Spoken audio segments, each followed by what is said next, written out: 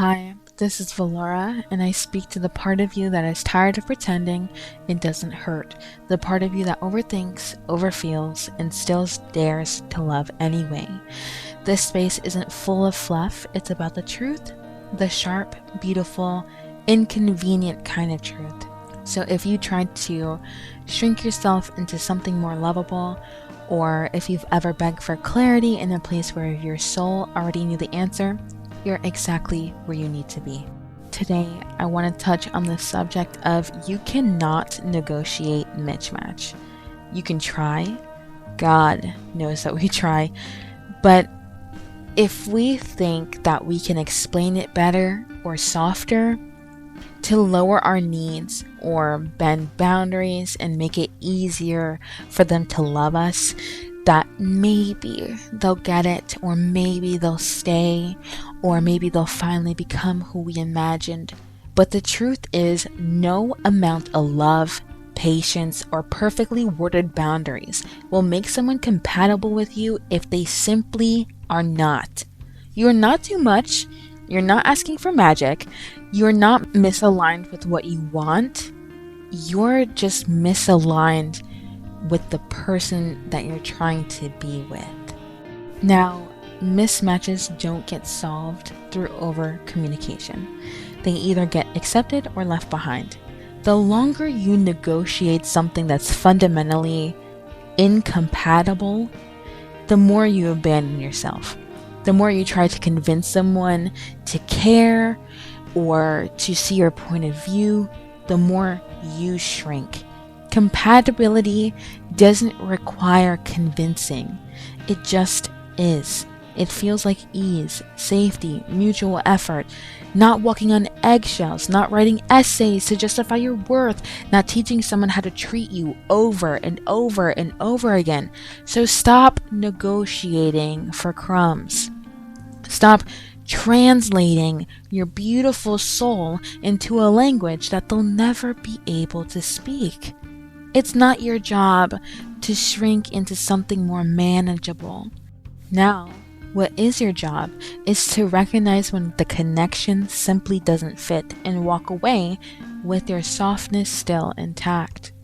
You cannot negotiate a mismatch, but you can choose alignment over attachment.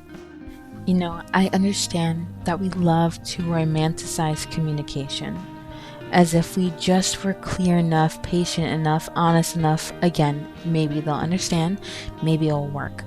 But communication is not a magic spell. It's not a fix, it's a mirror. And sometimes that mirror shows you something that you don't want to see. And what you don't want to see is that the connection, no matter how much potential it has, it isn't a promise. It isn't built for you. And when that's true, no conversation will save it. No compromise will make it fit. No amount of waiting will make the wrong person right. Now, because incompatibility is not about bad intentions, it's about alignment. It's when one person craves depth and the other one is afraid to feel. When one values consistency and the other only shows up when it's convenient. When one speaks of love and action and the other one speaks in apologies. That's where the dangerous part begins. Because they don't have to be a villain to do anything wrong. They don't have to be a villain to be the wrong one for you. Sometimes people love you from the level of their own dysfunction, and they don't even realize that they're hurting you or that they're dysfunctional. But that doesn't make it safer. And it doesn't even make it sustainable, nor does it make it love. So stop. Don't keep negotiating. Don't keep trying to twist yourself into something that they will never be able to understand. You are not a puzzle piece that needs trimming. You are not too much. You are not complex. You're just talking to someone who doesn't speak your emotional language, nor will they have the ability to learn. And staying in that mismatch, that's not loyalty. That's self-insured. It's a quiet kind of dying the kind where you look alive, but you stop being seen. So let me be your permission slip when I say you can stop trying to fix what is fundamentally misaligned. You can stop calling it love when it feels more like a performance. You can grieve the potential and still walk away with your power intact. Because peace doesn't come from proving your worth. Peace comes from knowing it and refusing to negotiate to anyone anymore.